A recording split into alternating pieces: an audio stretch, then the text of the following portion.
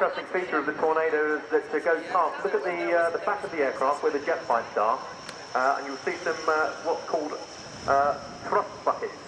It's two pieces of metal that form a clamshell behind the engine and deflect weight of the aircraft, perhaps if it lands in an emergency, and the heat that the brakes on the wheels would have to absorb. So reverse thrust is a very good method. Also, we'll see other aircraft today land with brake shoes, which bleeds off 20 knots in tornadoes, remembering the tri-national tornado training establishment. But now, some truly historic moments in British air show history, because never has the Japanese military contributed to outside its home country.